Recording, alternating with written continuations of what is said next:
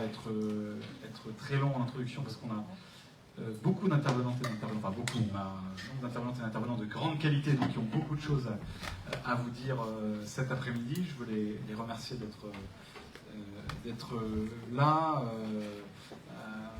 Sarah Persil, qui est élue en Bourgogne-Franche-Comté, c'est régional de Bourgogne-Franche-Comté. En plus, d'ailleurs, on a un panel géographique extrêmement complet, quasiment complet. François Ruffin, qu'on ne présente plus, qui est député Picardie-Debout LFI de la Somme, très beau département. Marie-Charlotte Garin, députée de la 3e circonscription du Rhône, et Frédéric Ocard, qui est adjoint écologiste à la maire de Paris en charge du tourisme. Vous voyez donc évidemment le lien très précis et les questions qu'on peut avoir à leur poser à chacune et à chacun. Avec Marie-Charlotte, avec François, mais ils en parleront, et Marie-Charlotte en parlera dans un instant. Nous avons avec d'autres collègues que je veux citer et remercier aussi, qui sont Soumia Boubois, Frédéric Maillot et Arthur Delaporte, déposé une proposition de loi il y a quelques semaines maintenant pour le droit aux vacances pour toutes et tous, qui est une proposition de loi NUPES. Tous les groupes de la NUPES sont représentés dedans, donc vous avez sans doute entendu parler de cette proposition de loi.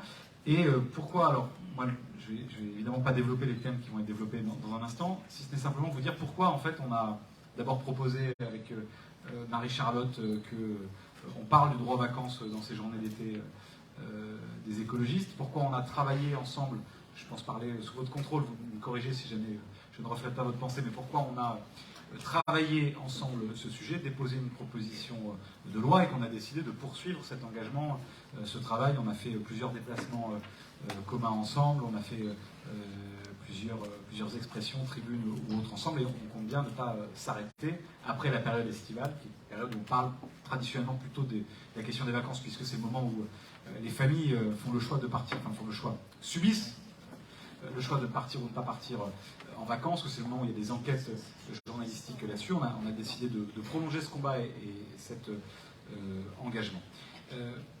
Ce qui nous a animés, c'est d'abord, évidemment, j'y reviens pas trop longtemps parce que d'autres le feront, le constat d'urgence sur ce sujet, le fait que la sédentarité, y compris pendant les périodes de vacances, elle nourrit des dépressions, elle nourrit des pathologies, que ne pas partir, ne pas pouvoir s'extraire un peu de son quotidien, ne pas pouvoir s'extraire un peu de son environnement premier n'est pas bon ni pour la santé ni pour le moral, c'est pas bon aussi pour la réussite éducative. Hein.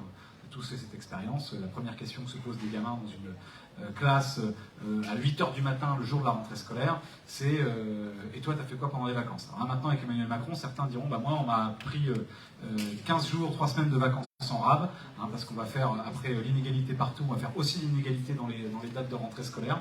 C'est ça la grande vision progressiste du président de la République, priver les gamins de vacances en prétendant résoudre en une dizaine de jours ce que sont des inégalités qui sont creusées toute l'année et qui sont creusées aussi bien au-delà de l'école. Donc c'est la première question qui se pose, et à partir de là, la classe, elle se coupe en deux entre ceux qui ont pu partir, et donc développer leur imaginaire, prendre confiance en eux, et les autres. Et on sait particulièrement dans ces périodes caniculaires, avec ce qu'est le réchauffement climatique, que rester enfermé chez soi tout l'été, quand on vit dans des quartiers populaires, quand on vit dans des passoires thermiques, quand on vit dans des quartiers bétonnés, ça évidemment a un impact terrible sur la psychologie, sur la santé et sur la capacité ensuite à réussir scolairement. Donc on a d'abord eu ce constat effectivement d'urgence, particulièrement cette année, du fait de la réalité de l'inflation aujourd'hui, du prix des transports, et celles et ceux qui ici ont pris ou le train ou la route cet été ont pu constater, comme je l'ai fait, le coût exorbitant des péages autoroutiers, malgré les énormes super profits de ces compagnies à qui on a offert les concessions autoroutières il y a quelques années. On peut constater là aussi trop souvent des prix du train qui sont pour un certain nombre de familles prohibitifs pour pouvoir partir. Et puis le coût de la vie tout simple, quand vous êtes en vacances, vous mangez, vous vous équipez, vous mettez du carburant dans la voiture, et avec l'augmentation des prix, il y avait particulièrement pour nous cet été une urgence à tenter d'apporter une réponse. Évidemment, elle n'est pas complète, il y a encore beaucoup de choses à dire sur la question du droit aux vacances, qui revêt en réalité trois aspects. L'aspect des moyens, la première raison pour laquelle on ne part pas en vacances, c'est une raison économique. Je n'ai pas assez d'argent dans le porte-monnaie, et donc je ne peux pas sacrifier le repas du petit, je ne peux pas sacrifier les fournitures de rentrée scolaire, je ne peux pas sacrifier la facture d'électricité, donc je sacrifie le départ en vacances, raison économique. On a apporté un certain nombre de réponses là-dessus, mais aussi la question de l'accompagnement, parce que partir en vacances, ça s'apprend. Quand vous n'êtes jamais parti en vacances, C'est toujours ça. J'ai fait quelques débats, on a fait quelques débats avant les vacances sur un truc qui choque un peu. Vous avez toujours des contradicteurs de droite, très souvent, qui disent mais quand même, c'est simple de partir en vacances. Non, c'est pas simple de partir en vacances quand vous n'avez jamais fait une valise, quand vous ne vous êtes jamais projeté en dehors de chez vous, quand vous n'avez jamais confié vos enfants forcément à quelqu'un d'autre. C'est une culture à acquérir. Il y a besoin parfois d'un accompagnement. Il y a des fédérations d'éducation populaire, un monde associatif qui font un travail remarquable et qui ont besoin d'être soutenues, encouragées, comme elles ne le sont malheureusement pas aujourd'hui. Et puis, c'est la question, on en parlera tout à l'heure avec Frédoc, de l'offre d'un tourisme durable. Nous sommes des écologistes. On doit pouvoir proposer un modèle de tourisme qui soit respectueux de la nature, du vivant, qui soit démocratique pour toutes et pour tous. Et donc il y a la question de cette offre de tourisme durable et social qui est aussi à interroger. Donc il y a ces aspects-là, cet aspect d'urgence, mais aussi, et je dois vous l'avouer, et je termine par ça, il y a une petite arrière-pensée, en tout cas me concernant, je ne veux pas parler au nom des autres, une petite arrière-pensée un peu plus politique, mais au bon sens du terme, c'est que je crois qu'il est important que la NUPES, la gauche et les écologistes renouent avec un récit positif et optimiste, avec non pas simplement, après l'année que nous avons vécue, qui a été une année de résistance à l'offensive macroniste contre nos retraites, qui va être là, on aura le premier texte de la rentrée, c'est France Travail, c'est-à-dire encore plus taper les chômeurs, les allocataires du RSA, toujours plus stigmatiser les plus pauvres. Nous sommes contraints, comme parlementaires, d'être très souvent quand même dans la résistance à ce qu'est la brutalité de la politique menée par Emmanuel Macron et à ce que sont les provocations de l'extrême droite dans ce pays. Nous avons essayé, avec cette proposition, avec ce travail, de montrer que la NUPES, que la gauche et les écologistes, c'est aussi un projet de société positif, optimiste. C'est ce que nous avions appelé à quelques-uns ici il y a quelques années un futur désirable. Est-ce qu'il c'est un futur désirable? Et c'est ce que nous avons essayé de faire pour traduire en acte la promesse de temps libéré, pour essayer de renouer avec ce qui est une des histoires de la gauche. Il y a eu un ministre du temps libre dans l'histoire, André Henry, il a fait 1 an et demi, 2 ans, début des années 80, depuis, il n'y a jamais eu de politique du temps libre. C'est pourquoi la première expression, la première tribune que nous avons faite, a été de réclamer, de dire qu'il fallait une politique publique du temps libre. Parce que le temps libre est une question éminemment politique, et pour que le temps libère, il ne s'agit pas seulement de penser la réduction du temps de travail, ce que, évidemment, nous défendons. Il ne s'agit pas seulement de défendre ce qu'ont été les conquêtes pour réduire, partager le temps de travail. Il faut aussi accompagner cette réduction du temps de travail d'une grande ambition émancipatrice. C'est ce qu'avait compris Léo Lagrange, tout en pendant qu'on faisait les congés payés au moment du Front populaire. Il y a eu le développement des auberges de jeunesse, le soutien au mouvement d'éducation populaire, les billets de train de congés populaires annuels. C'est-à-dire qu'on accompagne la réduction quantitative du temps de travail par une grande ambition émancipatrice, par l'éducation populaire. Moi, l'une des propositions que j'ai formulées sous forme de provocation au cours de l'année, c'était d'affecter les crédits du service national universel, vous savez, ce gadget ringard et paternaliste de Macron qui veut que les gamins aillent faire le salut au drapeau tous les matins et en pensant que comme ça ils vont éprouver les valeurs de la République, qu'on transfère ça en un plan massif de soutien au mouvement d'éducation populaire, au monde associatif, au monde du bénévolat et de l'engagement, qui fait déjà un certain nombre de choses qui changent la vie concrètement, quotidiennement, mais qui souffrent, et on parlera aussi des colonies de vacances, du BAFA, etc., qui souffrent d'une incapacité à toucher plus de public, parce que, évidemment, les moyens ne sont pas au rendez-vous. Voilà un peu l'état d'esprit dans lequel on a construit ce travail, et je vais passer tout de suite la parole à Marie-Charlotte Garin, pour qu'elle parle, si elle nous veut bien, de tout ce qu'elle veut d'abord, mais peut-être de la façon dont on a construit cette proposition de loi, et puis de la question notamment des transports, puisque, je l'ai dit tout à l'heure, l'un des nœuds du problème à résoudre, c'est la question évidemment des mobilités, parce que pour partir en vacances, il faut pouvoir partir tout court. Merci Benjamin, merci à tous et à toutes d'être aussi nombreux et d'être présents avec nous. Merci à nos intervenants, je suis ravie de participer à ce panel. C'est vrai que nous trois, on a l'habitude de parler droit aux vacances, mais on est ravis aussi du coup d'accueillir d'autres intervenants en dehors des parlementaires. Pour vous raconter un peu l'histoire de cette proposition de loi sur le droit aux vacances, il faut avoir en tête que Benjamin, toi, tu avais déjà commencé à travailler sur cette question en amont. Et François nous a proposé de nous retrouver en fait et de se dire, voilà, est-ce qu'on ne travaillerait pas en UPES sur la question du droit aux vacances? Et moi, je tiens aussi à saluer le travail des fondations. Je pense à la Fondation Abbé Pierre, à la Fondation Jean Jaurès, qui avait aussi commencé à mener un travail de ce côté-là, et les associations, bien évidemment, qui nous ont aussi donné un peu de matière sur laquelle s'appuyer pour construire cette proposition de loi. Cette proposition de loi, elle a été formulée avec 13 grandes propositions. Et pour chacune, on a essayé avec... en gros, on a brainstormé entre nous, donc 6 députés, Benjamin Lucas, François Ruffin, Arthur Delaporte, Frédéric Maillot, Soumia Bouara, et de se dire qu'on a toutes les forces de la NUPES représentées, avec évidemment une attention aussi pour les territoires ultramarins, avec la présence de Frédéric Maillot, qui est député de la Guyane. En se disant que nos concitoyens qui sont sur les territoires d'outre-mer ne vont pas être exclus évidemment de cette proposition et qu'on doit pouvoir avoir leur avis et leur point de vue pour pouvoir avoir une politique qui les concerne de manière concrète. Sur ces 13 propositions, c'est un petit peu, on a brainstormé tous ensemble, on s'est dit ok, quand on pense droit aux vacances, à quoi on pense? Quelles sont nos propositions qui nous viennent spontanément? Chacun a donné ses idées, on a un petit peu priorisé parce qu'on sait très bien que la question du droit aux vacances, elle est extrêmement vaste et on a pris les choses avec humilité aussi. Cette proposition de loi, c'est pas une baguette magique qu'on va agiter comme ça. Si demain elle était votée, elle ne résoudrait pas en un seul coup la question du droit aux vacances et les difficultés qu'ont certains et certaines à partir. L'ambition qu'on a avec cette proposition de loi, en fait, c'est évidemment de faire un travail de coût politique aussi. Donc, c'est-à-dire comment est-ce qu'on va mettre face, quand je dis coût, c'est coût COUP, mais c'est aussi COUT, comment est-ce qu'on augmente en fait le coût de l'inaction pour le gouvernement avec cette proposition de loi. Ce qui est intéressant, c'est qu'on a vu que ça fonctionnait sur certaines propositions, puisqu'on les a vu réagir, notamment sur la question des transports, j'aurai l'occasion d'y revenir, avec le ministre Beaune qui a proposé un certain nombre de places sur une logique de premier arrivé, premier servi, qui évidemment ne nous convient pas. La SNCF aussi a proposé une forme de loterie pour les départs en vacances, de se dire, bah voilà, si tu es connecté à telle heure, tu vas pouvoir avoir des places à tel prix, ce qui n'est pas notre logique, puisque la beauté de parler de la notion de droit, ça revêt évidemment une dimension universaliste derrière, ce que le gouvernement est bien évidemment incapable de penser. Sur la base de cette 13 propositions, parce qu'on est humble mais on est aussi sérieux, on s'est dit qu'on allait évidemment les chiffrer et se dire pour chacune, on allait trouver un financement correspondant. À nouveau, humilité. On n'a pas la capacité d'un cabinet ministériel de faire un chiffrage, de proposer de manière très précise les financements, etc. Mais en tout cas, on s'est dit qu'on savait que ces mesures coûtaient de l'argent, donc on allait essayer de trouver des sources de financement derrière, et c'est ce qu'on a fait. On a fait des déplacements, tu l'as mentionné. On a fait un déplacement à Caen, dans la circonscription d'Arthur Delaporte, député socialiste, un déplacement à la Courneuve aussi.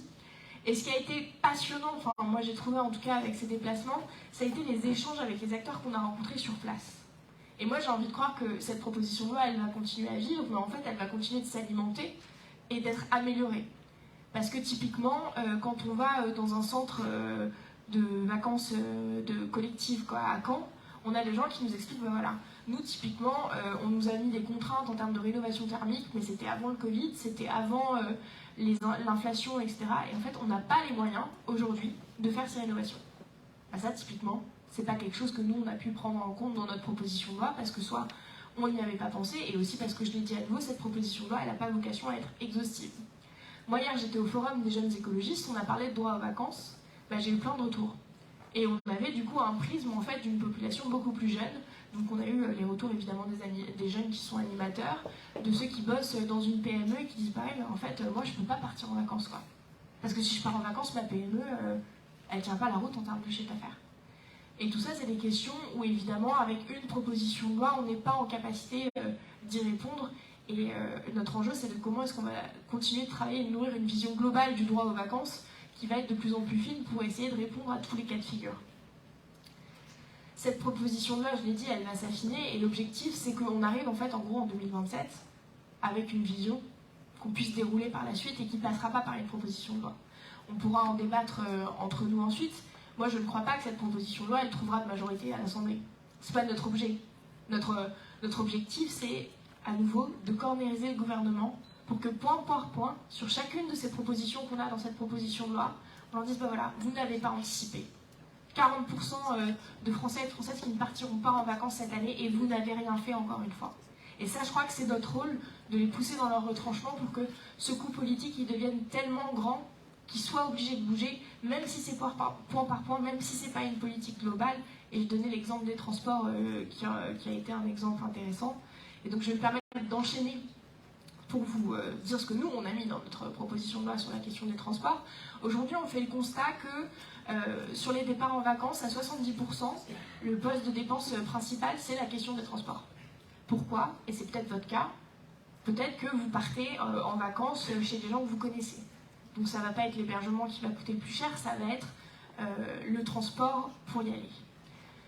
je crois qu'on est tous les trois attachés en tant que parlementaires à faire nos politiques publiques en se basant sur la réalité de la vie des gens. Donc on pourrait supposer qu'en tant qu'écolo, on se dise « Ah bah non, on ne veut pas du tout toucher aux voitures, la voiture c'est mal, ça pollue et tout ». Bah, en fait, la réalité c'est qu'aujourd'hui dans ce pays, la plupart des gens, quand ils partent en vacances, ils prennent la voiture. Parce que c'est plus pratique, parce que parfois quand t'as les gamins sur la siège arrière, la poussette, le machin, le truc, tu te dis je veux pas prendre le train. Et donc, on n'allait pas faire une politique publique un peu à côté de la plaque. On se dit évidemment qu'il faut répondre à cette question-là. Donc sur la mesure des transports, une des mesures phares, ça a été de se dire, dans l'été, entre juillet et août, il va y avoir un aller-retour en péage, où le péage sera gratuit.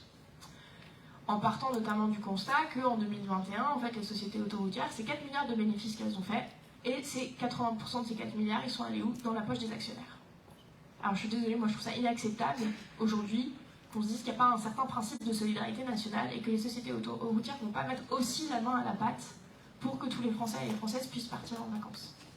Sachant que, là, on parle encore de ces personnes qui sont en capacité de se dire « Ok, je vais pouvoir partir en vacances ». Et ça, j'insiste sur ce qu'a évoqué Benjamin, c'est-à-dire qu'il y a des gens pour qui la notion, le concept de partir en vacances est tellement éloigné que même si on leur donne l'aller-retour en péage gratuit, ils ne vont pas forcément y aller. Parce que quand tu n'es même pas en capacité de faire ton plein d'essence pour aller bosser ou de faire ta révision de ta voiture, bah ouais, tu te dis pas je vais partir en vacances et je vais faire 400 km pour aller voir ma tante à l'autre bout de la France. Donc, à nouveau, pour vous dire que ça c'est une réponse, mais c'est pas une réponse pour tous les publics et ça répond pas à tout le monde. Et évidemment, parce qu'on est écolo. Je dis, il ne va pas y avoir que la voiture, il y a évidemment la question du train. Notre proposition sur les transports pour le ferroviaire, elle se décline en deux propositions exactement.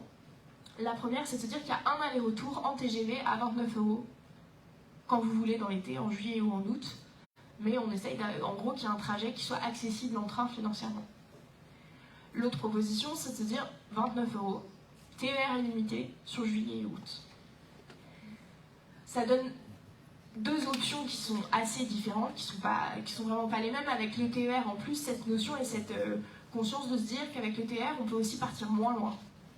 Donc, si on a aussi, si partir en vacances c'est très étranger, on se dit on ne va pas être obligé de traverser la France. On va pouvoir partir peut-être dans le département d'à côté. C'est aussi de se dire que peut-être si on n'a pas les moyens de faire plusieurs voyages ou qu'on est très nombreux, on va être ok avec le fait de prendre plus de temps pour arriver à destination, plus de temps que ce qu'on aurait pris pour aller en voiture, mais que ça se fera quand même. C'est aussi se dire qu'à terme, si on a une vision un peu globale, que peut-être on va redynamiser des territoires qui ne l'étaient pas. Donc avoir aussi des retombées économiques en proximité. On n'est pas obligé d'aller très loin. On va aussi pouvoir faire vivre la notion de, enfin en tout cas le tourisme dans les départements juste à côté. En fait, ça c'est facile. Pendant le Covid, il y avait eu un pass TER illimité. Pour vous dire qu'il n'y a pas d'obstacle matériel. En fait, politiquement, c'est tout à fait envisageable de faire ça. Et ça fait écho à ce que toi, Benjamin, tu as bien cité, c'est le congé populaire, enfin le billet populaire congé annuel qui date de 1936 en fait. Et sous vos yeux des pays, messieurs, dames, je vous apprends que ce billet en fait existe encore. Donc vous pouvez demain, alors c'est très drôle, dans les jeunes écologistes, hier il y en avait un qui travaillait à la SNCF qui m'a dit mais moi dans l'année j'en vois 8 quoi, des gens qui viennent. Alors c'est une usine à gaz, vous devez arriver, vous faites imprimer un formulaire, vous devez le remplir, il y a plein de pièces, je sais pas quoi, vous le rendez, et là en fait vous avez un billet du coup gratuit, un aller-retour. Personne n'est au courant, puisque la SNCF n'a pas intérêt à ce que tout le monde soit au courant et tout le monde l'utilise. Et donc en gros avec cette proposition-là de billets que nous on fait, ça a vocation évidemment à se substituer à cette proposition-là et à être bien plus popularisé et à être accessible à tous et à toutes sans que ce soit une usine à gaz non plus.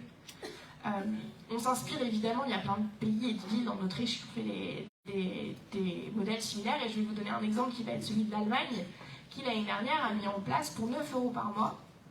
Tous les transports en commun sont gratuits. Bon, du coup ils coûtent 9 € quoi. Et une fois que vous avez payé ces 9 € c'est gratuit, à l'exception des lignes grande vitesse. Pour info c'est 49. Oui, mais j'y viens. L'année dernière. J'y viens, j'ai dit l'année dernière. Et ce qui est assez incroyable, c'est qu'en fait, le truc a été vendu, 52 millions de tickets vendus. 52 millions de tickets vendus, une hausse de l'utilisation des transports en commun de 40% et un report modal de la route vers le ferroviaire de 10%. Et aujourd'hui, ils ont pris une mesure pérenne avec un grand écart de prix. Effectivement, il va falloir qu'on voit à quel point, en fait, est-ce que ça marche ou pas.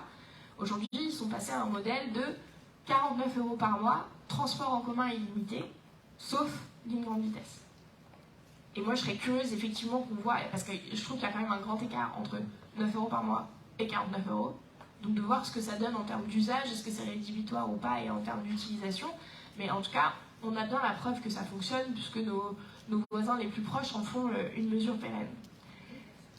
Tout ça pour dire qu'avec la question du transport, on a un enjeu d'accompagner aussi le changement et la bifurcation écologique dans nos pratiques de vacances aussi. Et ça, c'est quelque chose qui va se faire sur le temps long. Mais il y avait évidemment une importance et une urgence de répondre en fait à la vraie vie des gens aujourd'hui, et la majorité des gens qui prennent eux la voiture, de pouvoir aussi leur apporter une réponse. Parce qu'on en a besoin.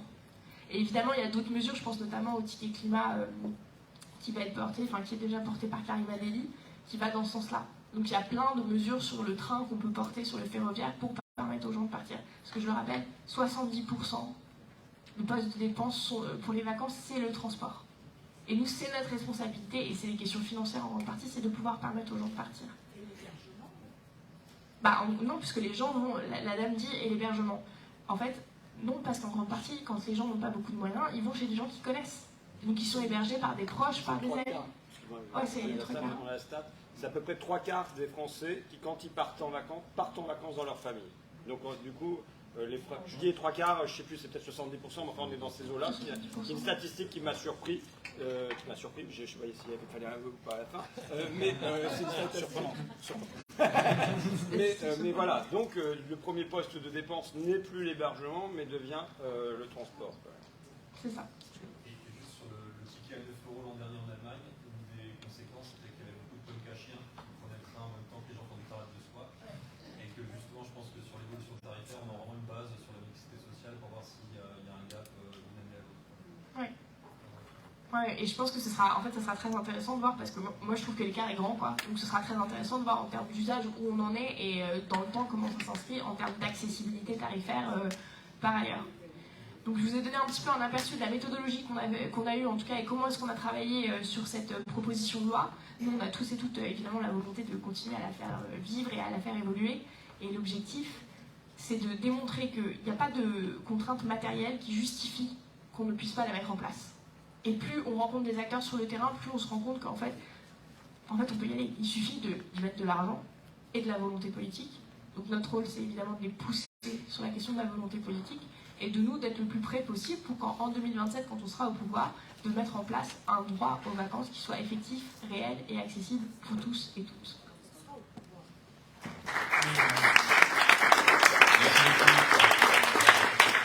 Charlotte, merci Benjamin, et merci à vous pour votre invitation.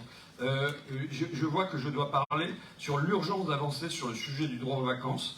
Non, mais je vais dire un mot, c'est que oui, c'est une urgence. Maintenant, de toute façon, on a beaucoup d'urgences, et la vérité, c'est qu'on sait que malheureusement, dans les années à venir, ces urgences, elles ne seront pas remplies. Donc voilà, mais c'est une urgence à replacer au milieu des autres. Juste, la naissance de cette proposition de loi, au départ, c'est mes collègues qui sont à la cafétéria du 101 rue de l'Université, qui sont en train de discuter entre eux, et qui se disent, putain, la MUP s'arrête pas de s'engueuler dans tous les sens, qu'est-ce qu'on pourrait raconter, en gros un truc comme ça, et qu'ils disent, bon voilà, Ruffin il nous parle toujours des gamins qui ne peuvent pas partir en vacances dans les quartiers où il va, c'est là-dessus qu'il faudra aller. Bon, ils reviennent vers moi en me disant ça, je dis oui, c'est une bonne idée. En fait, je dis oui, c'est une bonne idée, ce qui veut dire j'ai déjà beaucoup de dossiers sur ma pile, ça va, c'est sympa, de me rajouter du boulot, et je vais au colloque de Benjamin sur travailler tous, non, travailler moins, travailler mieux, travailler tous. Bon, je le dis comme ça, par parenthèse, je crois que pour les classes populaires de ce pays, l'urgence c'est le travailler mieux parmi les trois. Enfin, je le dis franchement, je pense qu'il y a une urgence sur le travailler mieux. Je ferme la parenthèse. Et à l'intérieur du colloque intervient Jean Viard, qui par ailleurs n'est pas du tout un sociologue qui n'a pas de ma sympathie, mais voilà, je ferme la parenthèse. J'aime beaucoup les parenthèses, j'aime beaucoup les digressions, et là je suis prêt à entamer une digression sur...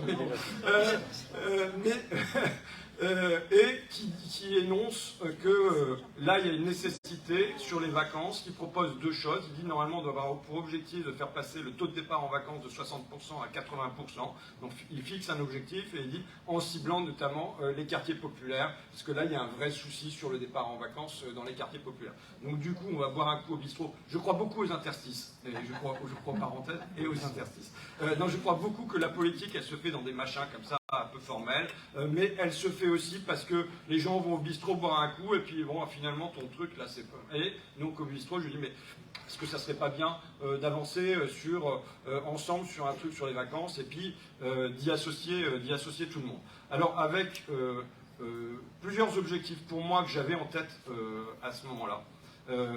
Un objectif qui est que on ne peut aimer la France, on ne peut appartenir pleinement à la nation que si quand on est dans un village, on n'en voit pas que son clocher, mais on fréquente la France dans sa diversité. Et si on est dans un quartier, on n'y est pas coincé en permanence, quoi. Donc, oui, et encore, juste avant les vacances, j'ai eu des témoignages de gens qui viennent me raconter que non seulement ils vont rester à Amiens, mais en plus, quand même, à Amiens, peut leur est proposé même sur place, quoi. Donc, ça, c'est le premier point. Donc, oui, un droit à Jules Bégaï a appelé ça dérouiller. L'importance de dérouiller, de ne pas rouiller sur place, mais de dérouiller, d'être envoyé ailleurs, de fréquenter un ailleurs. Par ailleurs, je crois beaucoup à ce qu'on appelle le périscolaire, mais qui me paraît un mauvais terme, parce que périscolaire veut dire placer l'école en centralité et tout ce qu'il y a autour serait secondaire. Compte tenu de... J'étais pas un élève brillant à l'école, et l'école pouvait être un lieu plutôt de douleur pour moi. Et je pense que c'est une expérience qui est fréquente pour plein de gamins, où malgré les efforts des enseignants, ça n'est pas toujours un lieu d'émancipation et de réalisation pour toutes et pour tous. Et le fait d'avoir le match de foot du samedi où tu mets un but en pleine lucarne et tu deviens un héros pendant cet après-midi-là et tu vis ta semaine en ayant réussi ça, je pense qu'avoir pour chacun un endroit de valorisation, un temps de valorisation qui n'est pas strictement sur tes compétences ou tes incompétences scolaires, c'est un élément important qui permet quelque part qu'un sentiment de confiance puisse se répandre un peu sur ton existence et y compris potentiellement sur l'école aussi. Et je crois que les vacances sont un lieu où on sort de son périmètre et on peut trouver une assurance, une confiance dans des secteurs, enfin sur des choses où d'habitude on ne va pas, quoi. Donc ça c'est un point pour moi qui est important. Et la deuxième chose, c'est que dans les entretiens que j'ai eus au cours de l'année, avec des gens, là je ne parle plus des gamins, mais de leurs parents, avec des gens qui travaillent, les vacances participent d'un sentiment de déclassement. Mes parents m'emmenaient en Bretagne, ils m'emmenaient dans les Alpes, on allait au camping sur la Méditerranée, et moi, je n'arrive pas à emmener mes enfants en vacances. Et je pense que c'est un facteur qui est bien moins terrifiant que les personnes qui n'arrivent pas à manger à leur faim, voilà. Mais ça participe d'un sentiment de déclassement. Donc, dans ce contexte-là, proposer quelque chose qui, même de manière brouillonne, enfin, ou plutôt à la hache, un peu tranchée, hein, on va taxer les sociétés d'autoroute et elles vont faire le péage gratuit pendant l'été. C'est d'un niveau d'élaboration qui est quand même pas excessif. Mais bon, aussi pourquoi? Parce qu'il faut que ça percute, il faut franchir un mur du son. Hein. Là, j'en viens au volet politique, je l'ai dit, mais il est évident que le fait de faire ensemble, de montrer des figures de l'ANUPS, qui ne sont pas en train de se chamailler sur je ne sais pas trop quoi exactement, mais qui sont en train de proposer, Jaurès disait, la village, c'est une village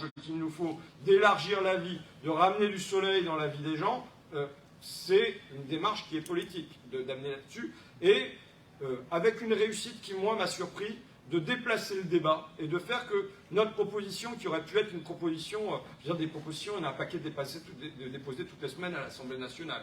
Elle trouve un écho dans les médias, mais il y a un sondage qui sort derrière, on a les grandes gueules là-dessus. Voilà, un sondage qui donne quand même le truc assez largement majoritaire sur à peu près toutes les propositions. Donc on a ça, et du coup, en effet, le gouvernement qui est amené à être interrogé sur cette question-là, et qui, pendant l'été, là, bouge.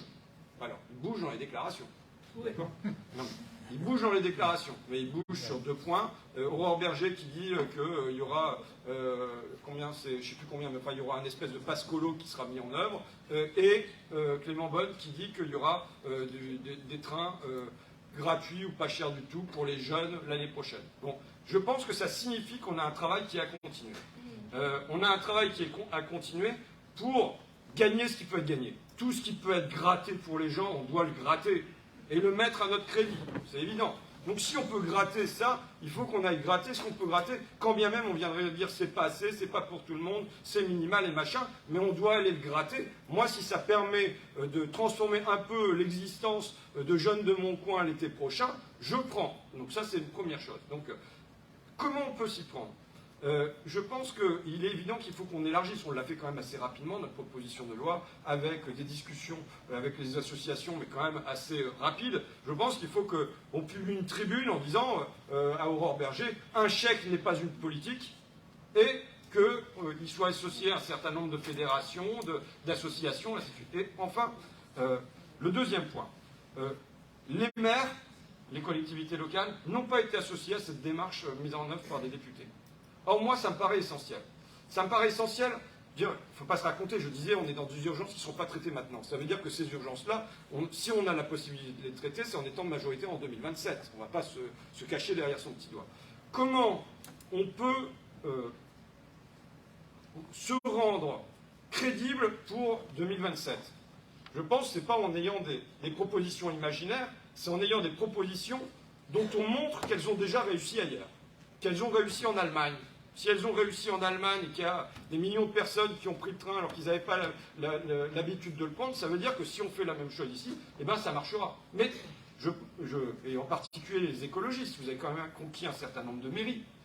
Donc, vous avez au fond des espèces de laboratoires qui ne doivent pas rester juste des laboratoires localisés, mais dont toute la question est comment ce qui s'est fait à Poitiers, puisque j'ai discuté avec Léonore Monconduit sur cette question-là, avec l'écolo jusqu'à 1 euro par jour pour les gamins, comment cette politique localisée dans un laboratoire spécifique peut être amenée à devenir une politique nationale.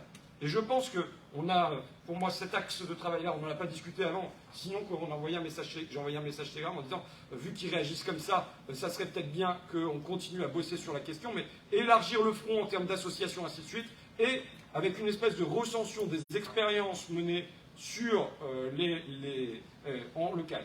Pour vous dire que, à mon sens, c'est quelque chose qui est essentiel, au-delà même des vacances, sur ce qu'on doit faire dans les années à venir. Vous savez, quand Ambroise Croizat, en 1945, met en œuvre la sécurité sociale, ministre des Travailleurs à l'époque, si jamais c'était né de son seul cerveau, jamais les gens y auraient cru.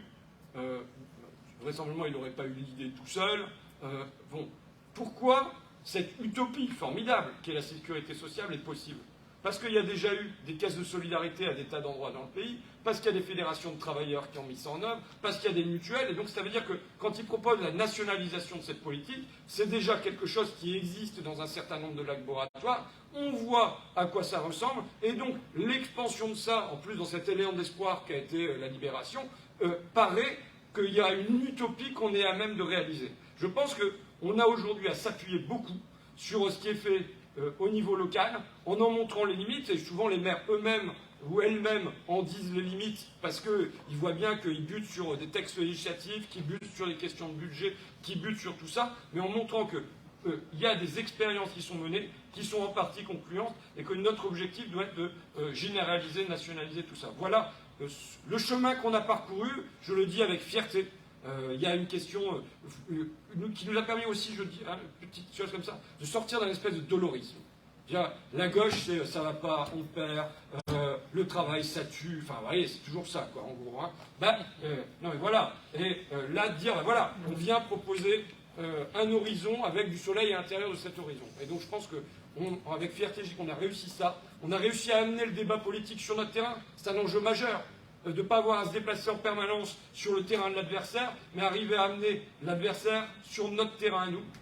Voilà. On a montré qu'on pouvait être majoritaire dans l'opinion et qu'on n'était pas sur un truc de clivage, d'hyper-clivage qui nous amenait à être minoritaire ou suicidaire parfois. Il y a en revanche un chemin qui est à parcourir et donc je pense qu'il peut être aussi fructueux. Voilà.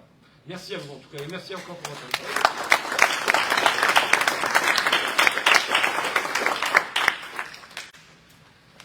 Merci. Bonjour à tous et à toutes. Et en fait, je vais complètement prolonger un peu ton propos, puisque en tant que vice-présidente de la région Bourgogne-Franche-Comté, vice-présidente en charge des associations, de la jeunesse, de la citoyenneté et de la démocratie participative, clairement, on se rend compte que les collectivités ont un rôle à jouer là-dedans.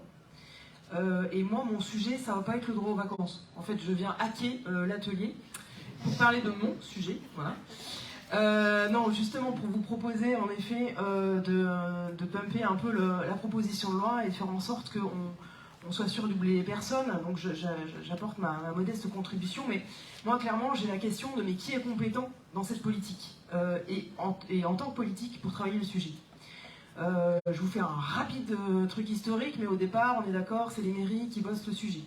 Les mairies communistes, puisqu'on est tous là à s'envoyer plein de fleurs, les mairies communistes sont les premières à avoir mis en place donc, des travaux énormes. Et typiquement, la mairie de Saint-Ouen est encore propriétaire d'un énorme bâtiment à Clairvaux-les-Lacs, donc dans le Jura chez moi. Là, elle est en train de se poser la question de vendre. Et en fait, tout le monde vend, parce qu'évidemment, ça coûte très cher d'entretenir des bâtiments qui hébergent des petits Parisiens, et etc., pendant 2 mois l'été et puis éventuellement à Pâques. Donc tout le reste du temps, qu'est-ce qu'on fait de ces bâtiments? Ça coûte, donc on va vendre parce qu'aujourd'hui, les collectivités n'ont plus de sous. Que font nos parlementaires quand ils votent le budget? Voilà, c'est ça. Donc les mairies ont bossé. Historiquement, c'est elles qui sont compétentes, c'est elles qui connaissent leur public, c'est elles qui mettent en place des politiques jeunesse. Après, à partir des années 70, 80, sur la thématique jeunesse, finalement, c'est les conseils départementaux qui se sont retrouvés identifiés comme étant compétents, puisque la protection... l'aide sociale à l'enfance, la PMI, etc., les collectivités départementales devenaient des interlocuteurs extrêmement compétents pour traiter de la question de la jeunesse. Et en fait, en 2016, c'est-à-dire hier matin, une loi est arrivée pour poser le principe que les régions sont chefs de file des politiques jeunesse. Donc Sarah Persine est chef de file d'une politique jeunesse avec un budget absolument ridicule pour la région Bourgogne-Franche-Comté, mais c'est le cas dans absolument toutes les régions. Et ce qui est aussi un petit peu ridicule dans le sens où je ne suis pas en contact de la population, je ne suis pas en contact des associations et je n'ai pas les moyens financiers pour faire de la dentelle et pour faire ce travail d'expertise, de créativité et bah oui, ce qui se passe là dans ce quartier, c'est là que c'est important et c'est comme ça qu'il faut le faire, alors que là, juste à côté, faut faire complètement l'inverse, puisque c'est pas tout à fait le même public, c'est pas tout à fait la même façon de travailler, etc. Donc on se retrouve à avoir des niveaux de collectivité qui sont compétents, je suis compétente, pour être chef de file d'une politique avec des gens qui n'ont pas envie de travailler avec moi, clairement. Je ne vais pas commencer à inviter les 8 départements de la région Bourgogne-Franche-Comté pour dire s'il vous plaît, est-ce qu'on pourrait travailler sur le sujet? En plus, j'ai pas de sous à vous proposer, mais vous en avez des sous, et puis voilà. Enfin, c'est quand même un petit peu compliqué. Donc la collectivité la plus compétente au niveau de la loi n'est pas la plus pertinente. Et en plus, aucune des collectivités n'a de financement à mettre là-dessus. Donc le pouvoir ne fait pas l'action, et on a quand même des mairies qui continuent de faire le job. Donc là, je vois Strasbourg en face de moi, qui fait un énorme boulot. On a Poitiers qui a été cité, Paris, on a Lyon qui bosse bien, Tours, et chacun fait un petit peu ce qu'il peut. Et on vote évidemment sur une ambition politique de tout un chacun de façon un peu individuelle, où je fais ce que je peux avec ce que j'ai, mais c'est pour moi une politique prioritaire, donc je la mets en place, je fais en sorte de l'inscrire dans ma stratégie de mandat. Je vais chercher les financements pour le faire, je vais chercher les financements ailleurs, et voilà. Et en plus, comme c'est fonction de la couleur politique, ça n'en fait pas une politique nationale. Donc on se retrouve en effet sur une mesure qui est d'une injustice sociale incroyable. Et ça c'est inadmissible. Pour nous qui faisons de la politique, on ne peut pas s'endormir là-dessus en se disant que ce qu'on fait, c'est bien déjà ce qu'on peut. mais clairement, ça ne suffit pas. Ça ne suffit pas. Donc, moi, évidemment, je prêche en tant que collectivité pour qu'il y ait un cadre national qui permette une mise en place et une aide, et qui soit en lien direct avec les collectivités les plus compétentes. Et je suis désolée, je me dépossède. Je redonne une partie du job aux mairies. Et comme je suis vice-présidente également aux associations, et ça a été dit, et notamment parce qu'on est aussi sur la question du temps libre, donc du bénévolat, de la richesse, de la créativité, de la liberté associative, il y a un atelier demain, venez. Il faut absolument, évidemment, que les associations puissent être identifiées comme étant au cœur du projet, au cœur des projets d'émancipation de ce temps libre et de cet empouvoirment. Parce que vraiment, on est sur, encore une fois, des réponses à façon, des réponses qui sont pertinentes partout, et qu'il est absolument indispensable de continuer à financer. Donc tu parlais du SNU, le Service National Universel. C'est vrai qu'à coût de 2 millions pour le SNU, ça pourrait être 2 millions qui est filé sur 2 milliards, pardon. Oui, 2 milliards. 2 milliards sur la SNU, franchement, mais oui, 2 millions c'est mon budget, c'est vrai. Donc moi j'ai un budget de strapontin de TER en fait. Donc voilà. Et donc 2 milliards, si on donnait ces 2 milliards aux associations d'éduc pop sans passer par un appel à projet, mais simplement en disant attendez, on vous fait confiance en fait, c'est votre job, c'est ça que vous savez faire. Et on vous fait tellement confiance, mais la logique de confiance dans notre gouvernement aujourd'hui c'est un petit peu compliqué. Donc on vous fait confiance pour faire votre travail de façon pertinente, allez-y. Et en fait, on sortira mais riche, en fait, encore plus riche de toute la diversité de ce que vous allez nous proposer, ça va être formidable. 2 milliards, on le met en face des 243 milliards qui vont sur l'armement militaire. Bon, allez, c'est pas grand-chose, quoi, pour les assos, quoi. Je ne veux pas faire la pitié, mais franchement, ça serait bien. Donc, bonne compétence pour la bonne collectivité, 2, du financement pour les assos et du financement pour les collectivités, puisque dans la dotation de financement des collectivités, c'est clair qu'il faut qu'il y ait un budget qui puisse être identifié et dédié là-dessus. Aujourd'hui, en plus, les régions, on est financé, mais de façon tellement bâtarde, on est financé sur la TVA, donc sur consommer. Allez-y, s'il vous plaît, consommez le plus possible pour que les régions puissent avoir un petit peu de sous. C'est quand même complètement ubuesque, et en plus l'État a décidé l'année dernière de nous récupérer la plus-value qu'il avait dessus. Enfin, bref, je vous épargne le truc. Mais on a besoin évidemment que les collectivités puissent être financées de façon égalitaire, et on a besoin de ce cadre national. Dans ce cadre national, je pourrais donner l'exemple de la politique de la ville, qui est intéressante dans le sens où la politique de la ville a été imaginée comme une politique interministérielle. Tout le monde bosse sur les quartiers, que ce soit le sport, la culture, la justice, la santé, le handicap, etc. Et on en fait une politique d'émancipation. C'est hyper intéressant, d'autant qu'il y avait, historiquement, dans la politique de la ville, une logique citoyenne. Qui est-ce qui va écrire la politique de la ville, du quartier? C'est les habitants et les habitantes eux-mêmes. C'est obligatoire. Donc, j'ai appris que cette obligation n'était plus contraignante. Ubuesque. Cependant, si ce droit aux vacances pouvait être imaginé comme étant quelque chose de réactif et qui s'écrit par les habitants et les habitantes eux-mêmes, avec les associations locales, avec la mairie compétente, quelque chose de pluripartenarial et avec un chapeau de l'État, parce que la politique de la ville c'est ça, il y a un chapeau étatique qui s'engage à ce que l'ensemble des ministères soit au rendez-vous. Là, on ressort de quelque chose d'intéressant. J'ai parlé en tant que VP jeunesse et VP vie associative. Il faut savoir aussi que les régions ont une petite compétence transport. Donc je suis assez curieuse de voir comment est-ce qu'en effet on finance les TER, parce que les TER pour le coup c'est chez les régions, sachant que pour nous c'est un énorme budget, c'est le premier des budgets. Et ensuite on a quand même aussi une compétence tourisme qui fait là aussi que c'est à façon. Nous, en Bourgogne-Franche-Comté, on a décidé d'inclure le tourisme social dans la question de notre schéma régional de développement touristique, et de ne pas en faire qu'une petite ligne en annexe, mais d'en faire un vrai projet. On a aussi un tourisme environnemental, mais voilà, en tant que région, on finance quoi? On finance aussi des équipements. Donc on ne finance pas forcément les associations, on ne finance pas l'accompagnement, on finance les offices de tourisme, mais au niveau de l'accueil, comment ça se passe? Donc en fait, Les collectivités ont des compétences qui les contraignent.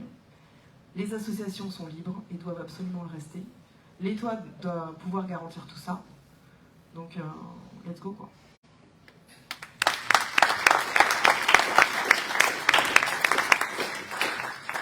Je prolonge donc du côté des collectivités territoriales et du tourisme. Du coup, bon, merci pour les différentes interventions.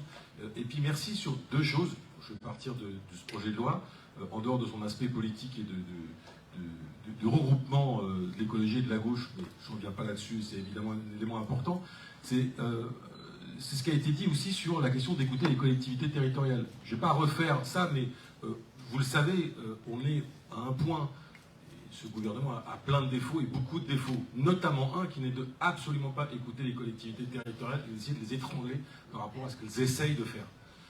Et c'est un point qui est un point nodal et crucial par rapport à ça. Et merci aussi d'avoir rappelé, merci François d'avoir rappelé, et vous l'avez aussi dit, que les politiques publiques, elles se mettent en place, évidemment à un niveau national, avec des lois, avec un gouvernement et avec les collectivités territoriales. C'est à tous ces endroits, et avec les citoyens aussi, hein, mais je veux dire, c'est à cet endroit-là qu'il faut arriver à articuler les choses là-dessus. La deuxième chose par rapport à ça, c'est que, bon, évidemment, on parle vacances et puis on parle tourisme. Et ce qui est intéressant, c'est qu'on reparle tourisme à l'occasion des vacances pour tous. Aujourd'hui, vous avez... Il n'y a pas d'adjoint aux vacances. Il n'y a pas de vice-président aux vacances. Il n'y a pas de ça. Par contre, des adjoints au tourisme, des VP au tourisme, dans toutes les collectivités territoriales et dans tout département, enfin pas département moins, mais dans toutes les régions, et son chef de file, tu l'as dit, ou dans toutes les villes, on a ça. Pourquoi est-ce que je dis ça? Parce que le débat qu'il y a sur les vacances, et les vacances pour tous, et ce qui est proposé derrière, c'est l'occasion de changer l'industrie du tourisme en France. C'est ça le sujet. Elle est où l'industrie du tourisme aujourd'hui? De manière très claire. C'est pas compliqué, il suffit de lire le discours de Laurent Fabius, fin 2015, au début 2015.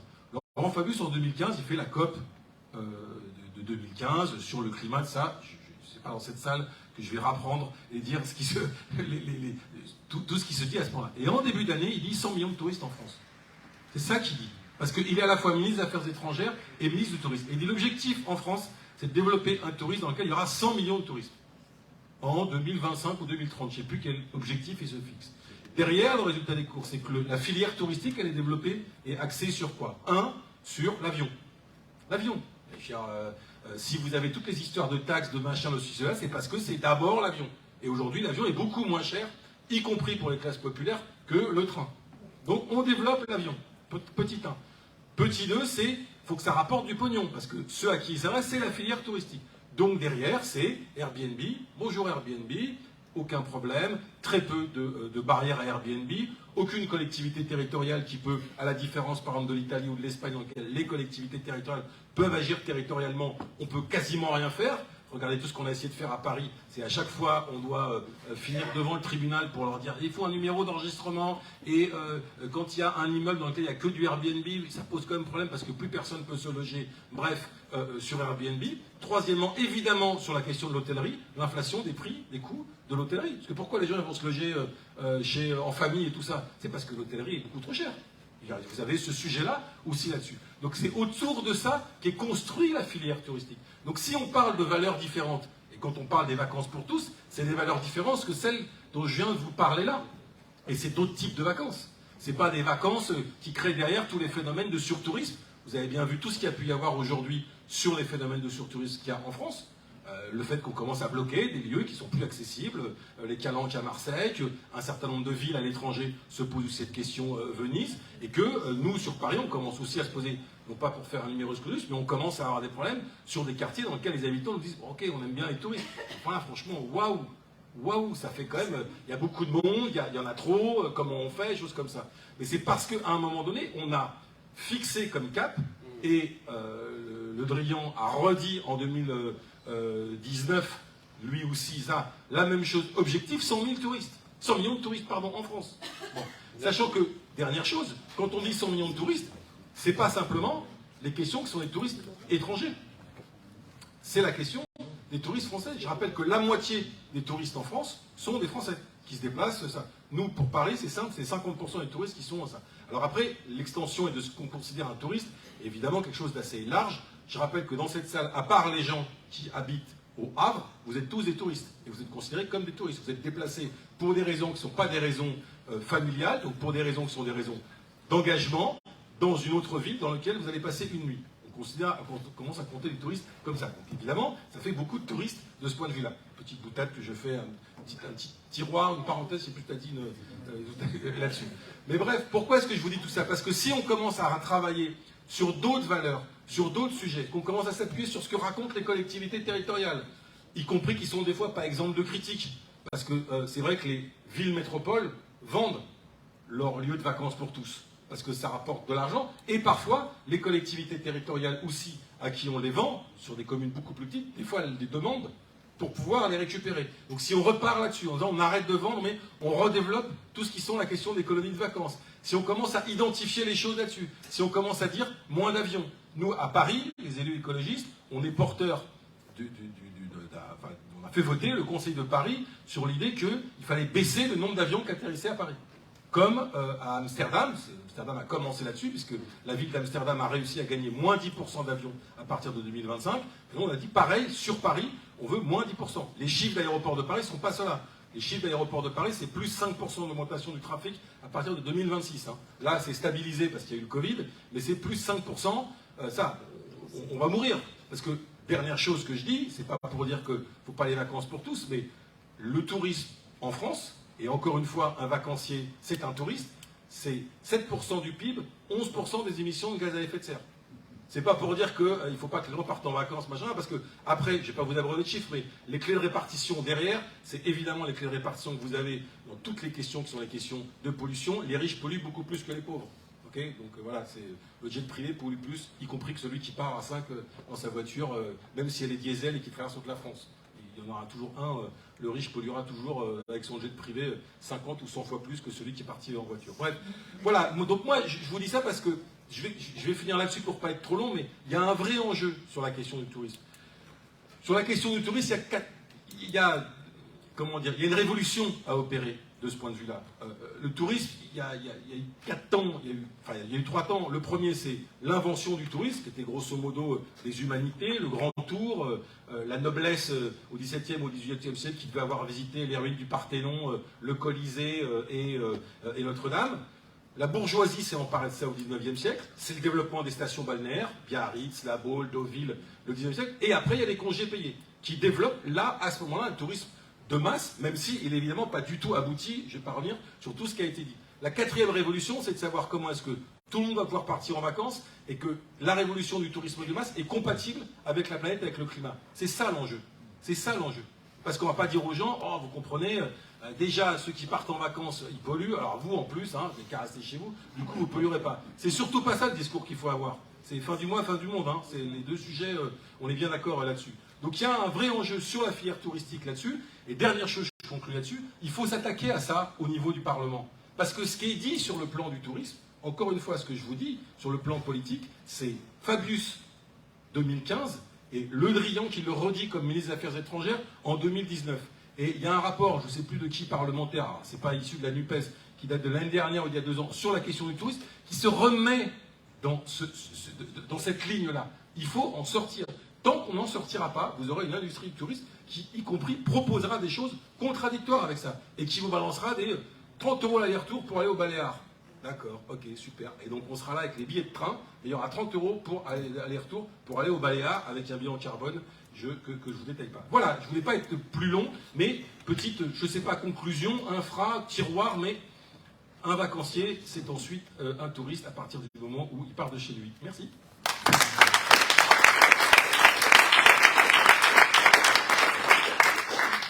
Merci à vous. On a un petit temps d'échange qui est possible et prévu. Est-ce que quelqu'un peut faire le micro? Je peux le faire. J'adore l'exercice. Un homme, une femme, on est d'accord? Un homme, une femme. Du coup, une femme, un homme, parce que... Ouais, juste pour dire, moi je suis Sophie Taillé-Polian, je suis députée du Val-de-Marne, je suis élue à Villejuif. Villejuif, c'est une ville populaire, banlieue parisienne. Et on vient d'acheter, enfin on est en train de signer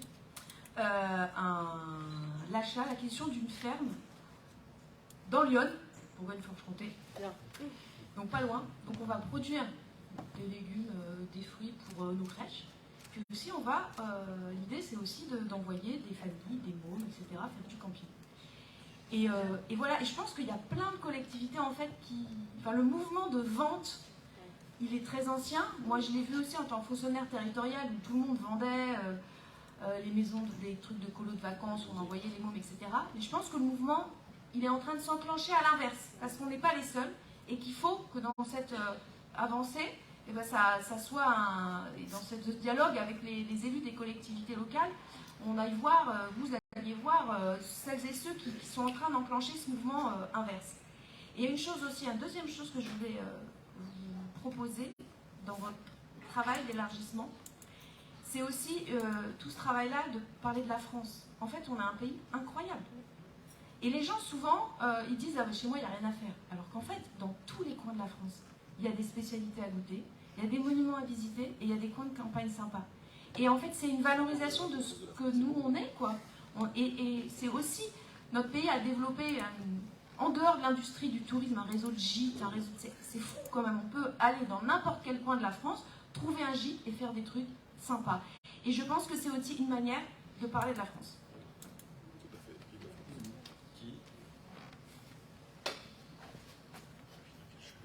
Bonjour à tous, merci. Donc, je suis Simon, je suis militant à Quimper et je suis cheminot. Et du coup, je voulais reprendre un petit peu donc, sur le sujet du train. Déjà, d'abord, merci d'aborder ce sujet-là, parce que je trouve qu'on néglige vachement globalement le temps libre, le sport et le divertissement dans nos discours, alors que je pense que ça va être essentiel, notamment si on veut réduire le temps de travail.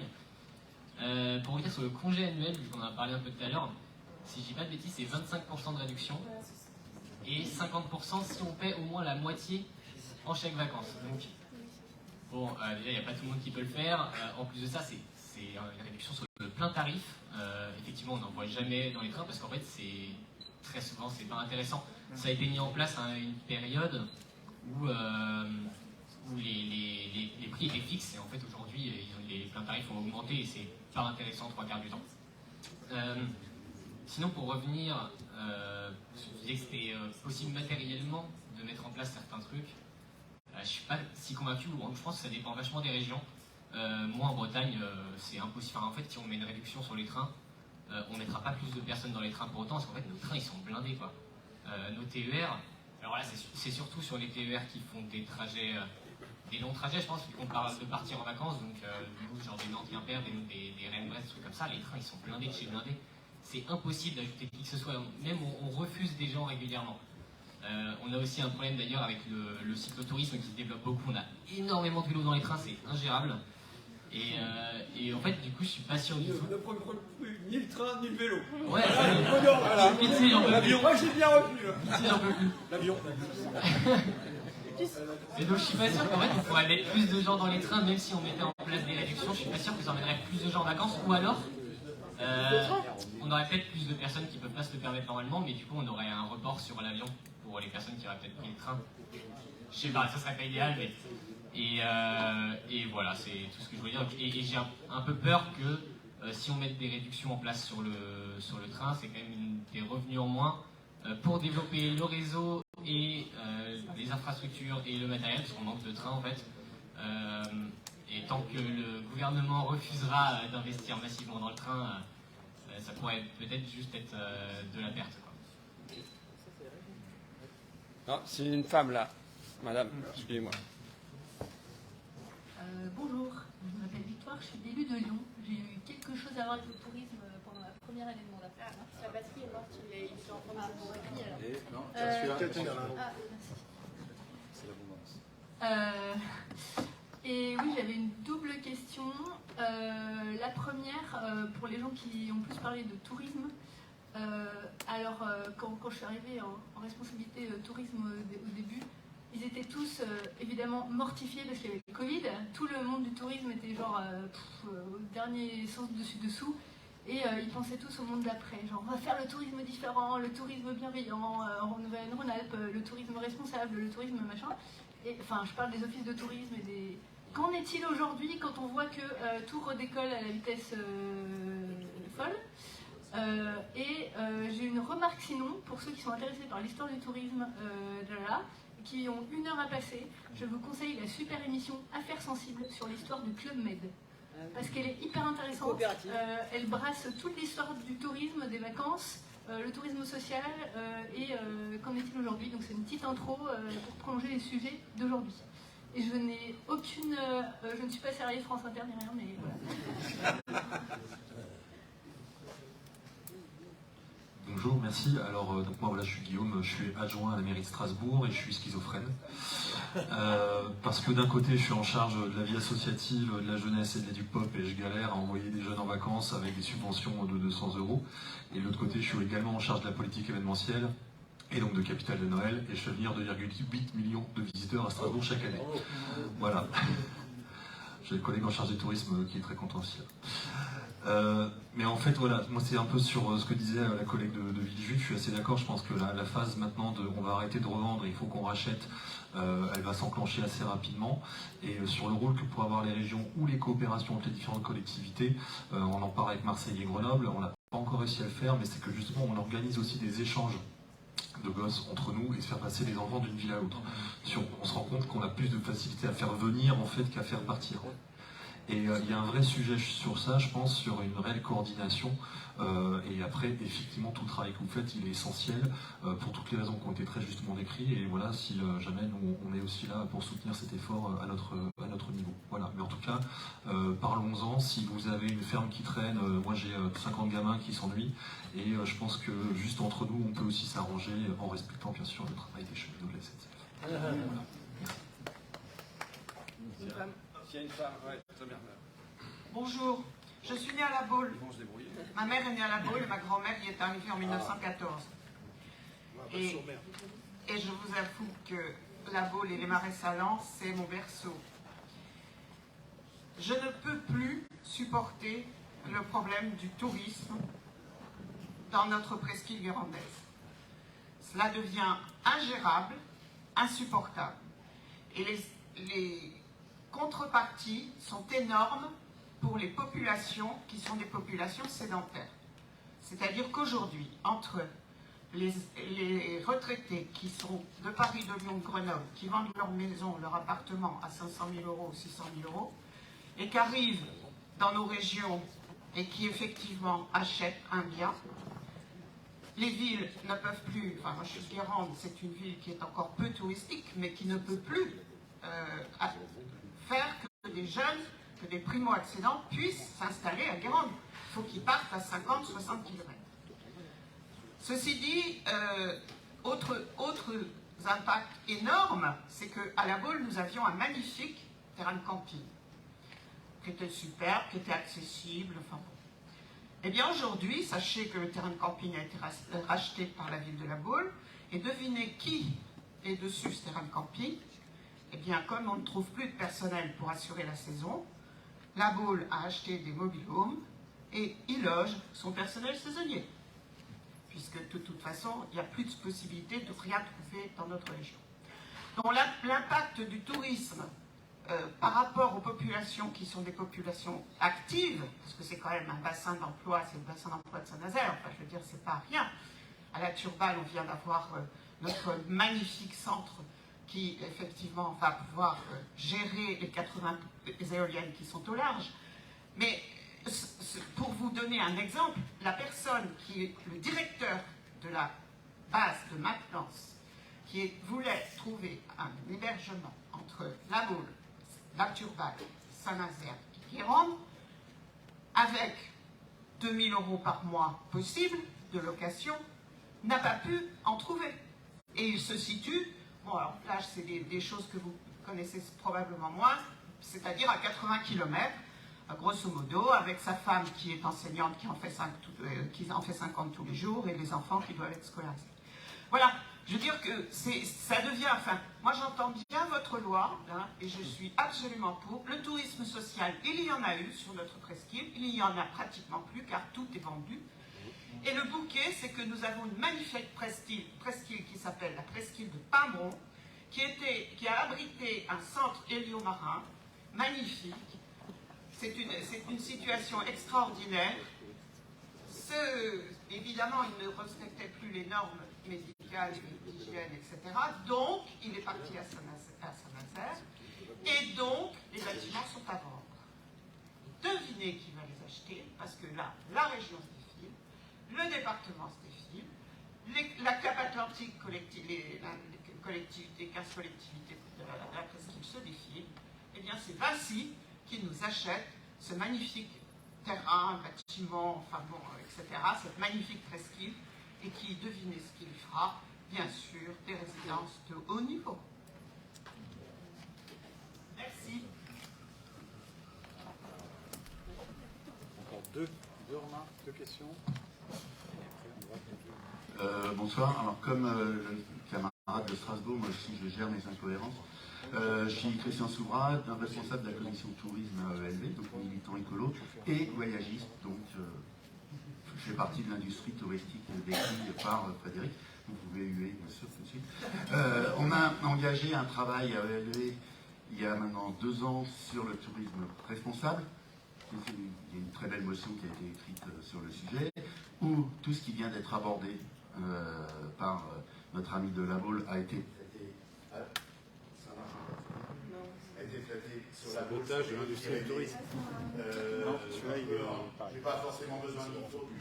A été traité à La Baule, dans les Pyrénées, à la Grande Motte et ailleurs. On a un vrai sujet sur la fréquentation au tourisme.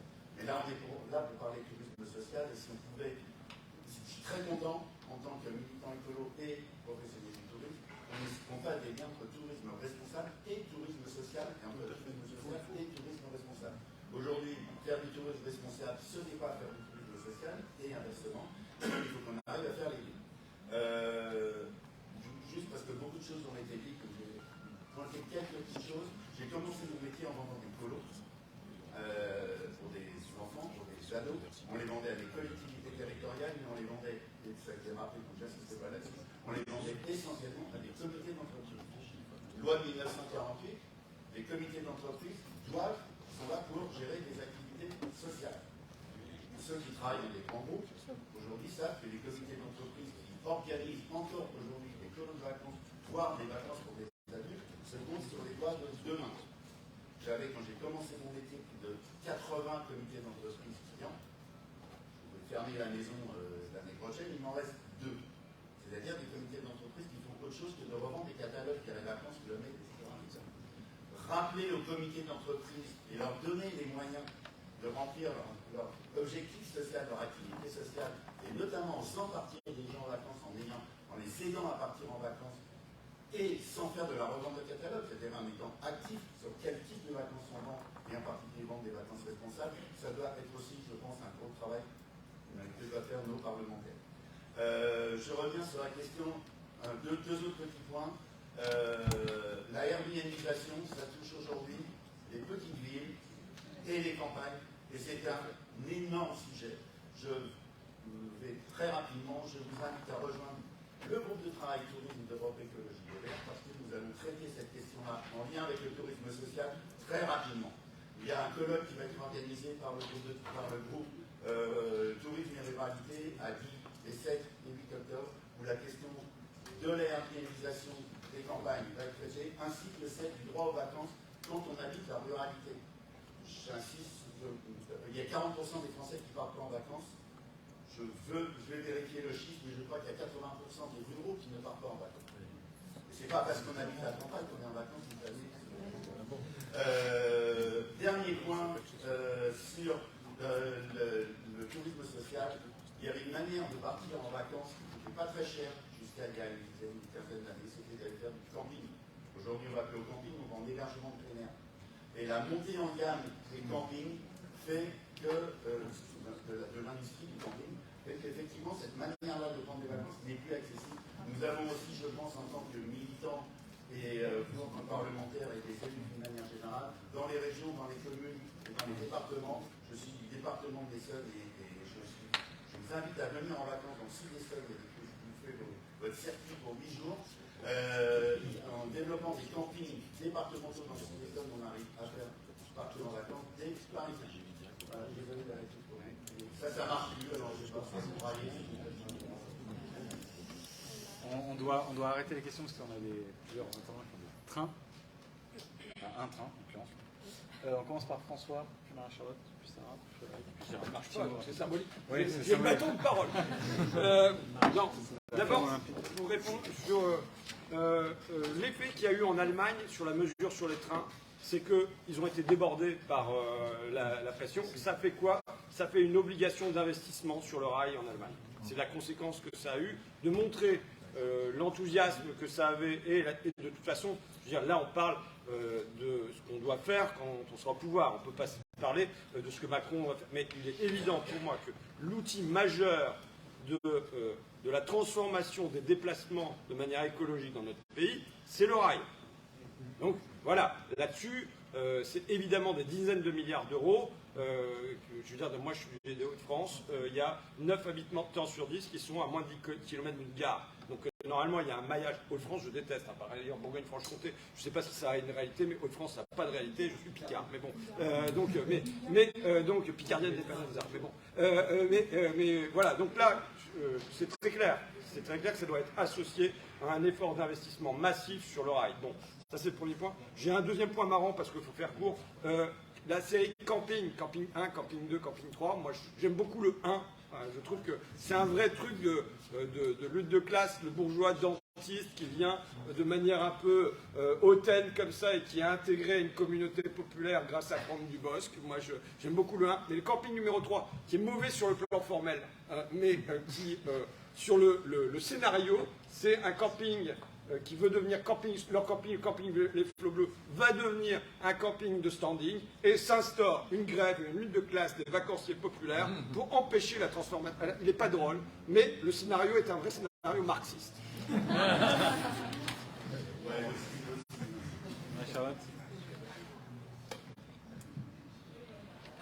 Pour revenir sur la question du train, mais en fait ça pose la question des flux aussi sur notre territoire. Et c'est là où je trouve ça intéressant ce que tu disais Sophie, c'est en fait on a un pays magnifique. On a un pays magnifique où toutes les régions sont belles, quoi. Il y a des choses à faire dans toutes les régions. Et dans nos 13 propositions, une des propositions c'est comment est-ce qu'on va réinvestir justement pour rénover les centres de vacances. Mais je pense qu'on aurait même intérêt à faire de certains centres de vacances dans des régions qui vont être beaucoup moins touristiques spontanément, d'en faire des équipements de pointe avec des équipements qui sont particulièrement attractifs pour se dire on va rééquilibrer les flux aussi. Et là, une fois qu'on a dit ça, on ne parle même pas des flux qu'on va avoir en plus avec le réchauffement climatique. Enfin, la Bretagne, c'est devenu the place to be. Les Bretons diront que ça l'était déjà. Mais en tout cas, on a un vrai enjeu de se dire qu'il y a des territoires qui vont être pris d'assaut et des territoires qui vont être complètement délaissés, qui sont des endroits très très touristiques aujourd'hui, mais qui ne le seront plus, parce qu'en fait, tout simplement, il va commencer à faire beaucoup trop chaud. Et que les équipements en l'état ne sont pas du tout adaptés. Donc il y a d'un côté comment est-ce qu'on va répartir les flux sur le territoire, et de l'autre, il va y aussi avoir la question de comment est-ce qu'on crée une culture des vacances qui est différente. Moi j'appartiens à une génération qui commence à le faire, de se dire qu'on n'est pas obligé de partir au bout du monde pour que ce soit des paysans, que ce soit reposant et que ce soit des vacances. Mais on n'est pas au point de bascule culturel qui fait qu'on est majoritaire. Mais ça c'est pareil en fait, ça se transmet, ça s'entretient, ça s'apprend et ça se valorise. Donc on a effectivement des gros challenges qui nous attendent de ce point de vue-là, et c'est pas en un claquement de doigts qu'on va y arriver. Mais on doit culturellement redéfinir notre rapport aux vacances et le rendre plus inclusif de toute évidence. Moi je vais aussi parler mobilité, du coup en fait c'est vraiment la question des régions. Sur le TER, qui est-ce qui a la main? C'est pas la SNCF, c'est les régions qui sont propriétaires des rames. Vous avez en Auvergne-Rhône-Alpes un président très écolo, je crois, qui a décidé de... Bah ouais, mais en fait, lui, justement, il n'est pas dans l'achat, il est dans on va garder les trucs et tout. Il a décidé de garder les rames jusqu'au bout de leur vie. Zéro investissement. C'est hallucinant. Mais bien sûr, ça met tout le monde en difficulté. C'est dangereux. Et en fait, mais il fait des économies. Alors, pour le coup, il a de la thune pour des dîners. Hein. Donc, voilà. Premièrement, on décide ou on décide de ne pas investir. Deuxièmement, quand on décide d'investir, on peut décider d'investir dans des TER où il y a des vélos, où il y a des emplacements qui sont dédiés. Et on a des vice-présidents au transport qui décident de choisir, en fait, parce que en fait, ça les fait chier. Donc, et là, clairement, ça veut dire qu'il faut en effet qu'on ait le pouvoir Et parce qu'on ait la main dessus et qu'on décide, en effet, c'est une politique publique. Nous, on n'est pas là pour faire du business. Nous, on n'est pas la SNCF qui est une entreprise privée, malheureusement. Et d'ailleurs, on se rappelle, parce qu'on est vieux ici, mais on se rappelle qu'avant, quand on achetait un billet de train, il y avait tout sur un seul billet. Maman, pour venir au Havre, j'ai 3 documents différents. Ça m'a coûté un bras pour venir et c'est quand même hallucinant. À Lons-le-Saunier, je pouvais arriver directement à Strasbourg. Aujourd'hui, je dois prendre 3 trains différents. C'est plus possible. On a perdu sur le fret. On est en train de perdre sur le transport de voyageurs. C'est hallucinant. Donc il faut absolument qu'on ait les moyens. Il faut absolument. C'est la Convention de Freiburg qui dit quand on a une politique publique, elle doit être montée avec les usagers de la politique publique, avec les personnes concernées. Donc quand on met en place une politique de déplacement, il faut évidemment qu'on associe les usagers du rail et les usagères. Et donc faire en sorte que oui, il y a des cyclistes, oui, il y a des touristes, oui, ça doit être pensé.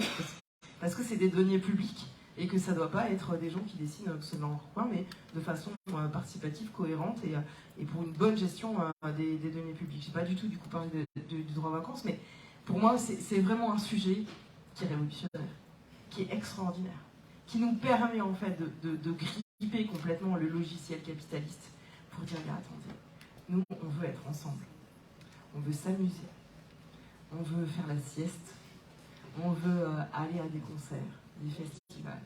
Ça, il y a plein de gens, ils ne comprennent pas. Ils me regardent avec des yeux, mais waouh! Et oui, mais en fait, ça, c'est notre projet de société. En fait, c'est d'être ensemble. Et c'est la qualité de ce temps qu'on veut avoir. Et ce projet de loi, vraiment, je trouve qu'il est absolument merveilleux et révélateur de l'ensemble de notre projet au niveau de la gauche et des écologistes. Donc, félicitations à nos parlementaires qui bossent.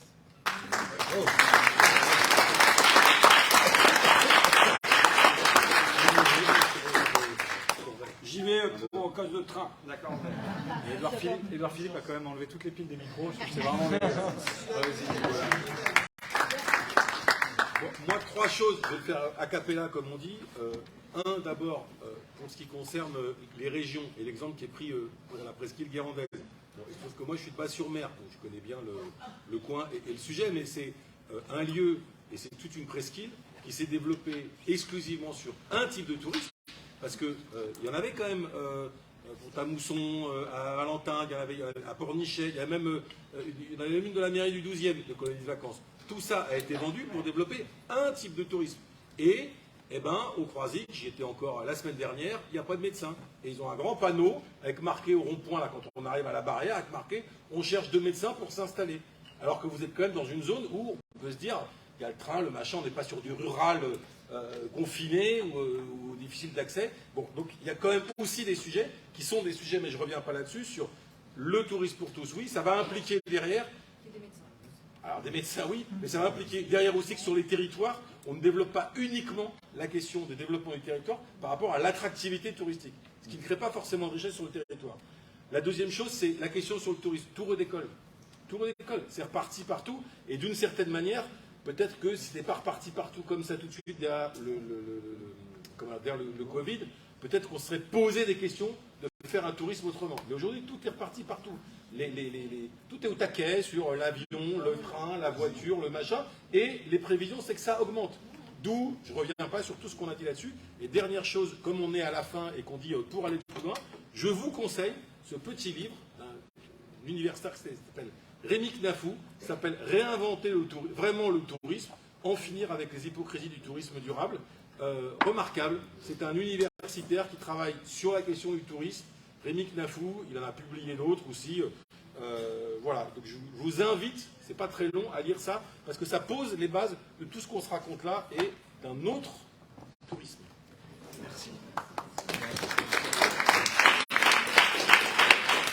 Réflexion un peu macroniste sur les choses, on a l'impression que quand on octroie à quelqu'un une aide, il faut regarder ce qu'il en fait, juger sa vie privée, etc. On a plusieurs façons de partir en vacances. Il y a des gens qui aiment partir pas loin de chez eux, ça les rassure. Il y a des gens qui ont besoin ou qui trouvent que c'est plus agréable d'aller découvrir autre chose, une autre culture, un autre pays, l'Union européenne notamment. Il ne faut pas calquer sur les plus précaires un jugement moral, social, que les élites ne s'appliquent pas elles-mêmes. C'est pour ça que, par exemple, que moi, sur la réflexion sur l'avion, je suis favorable au quota et défavorable à ce qu'on joue sur la question des prix. Parce que moi, je pense que le low cost, climatiquement est dramatique et criminel. En revanche, ça permet une démocratisation d'une forme de tourisme. Vous avez des milliers de gens qui, avec des revenus à peu près corrects, pas minimes non plus, parce que quand même partir en vacances, on l'a vu, c'est compliqué, mais ont pu découvrir des endroits qu'ils n'auraient pas découverts. Comment on intègre ça à notre réflexion? C'est pour ça que moi je suis plutôt favorable au quota qu'au prix, parce qu'avec le prix, vous aurez toujours un riche qui arrivera à partir. Alors avec le quota, chacun, voilà, on dit par exemple, après on décide démocratiquement, hein, c'est une fois par an, une fois tous les 10 ans, une fois dans sa vie, j'en sais rien. Un trajet, on supprime évidemment les vols sur des distances fournies par le train. D'ailleurs, je salue le travail de Karima Deli sur le train de nuit en Europe, mais il y a aujourd'hui beaucoup de destinations qui sont plus possibles en train de nuit ou en train dans l'Union Européenne et qui permettraient d'être une alternative à l'avion. Quand il y a alternative, on sanctionne et sinon le quota. Et enfin, rapidement, François évoquait tout à l'heure la question de 2027, donc je termine là-dessus. Je crois que nous avons, avec ce travail-là, mais aussi avec d'autres à mener, le devoir d'assumer une politique du temps libre. C'est ce qu'on a dit, un droit au beau et un droit au bonheur. Je pense que c'est ça aussi la vocation des écologistes et de la gauche, de ne pas être simplement dans une réaction à ce qu'auront été 10 ans de macronisme, que c'est une exigence républicaine. Là aussi, le président parle de reciviliser, je ne sais pas ce que ça veut dire. Enfin, malheureusement, je sais dans sa bouche ce que ça veut dire. Qu'est-ce que c'est une civilisation si ce n'est l'accès à l'émancipation, au bonheur, à l'échange, à la culture et donc à la découverte? Et que ça, c'est une bataille culturelle et une bataille de valeurs à mener, parce que c'est l'émancipation et l'égalité sont une condition de la liberté. Et donc nous assumons qu'avec ce travail sur le droit aux vacances, nous voulons faire une œuvre d'émancipation collective et de liberté. Et je crois que dans les temps un peu sombres qu'on vit, d'offensive, un peu de rabougrissement nationaliste, d'extrême droite, etc., assumer cette volonté de partager, d'accéder au beau et au bonheur, doit être un objectif prioritaire pour nous et pas simplement un à côté. J'espère que l'année prochaine, ça fera l'objet du coup d'une plénière, parce que c'est un sujet qui me paraît essentiel et on fait signe qu'il faut y aller, parce que sinon on va rater. Merci à vous.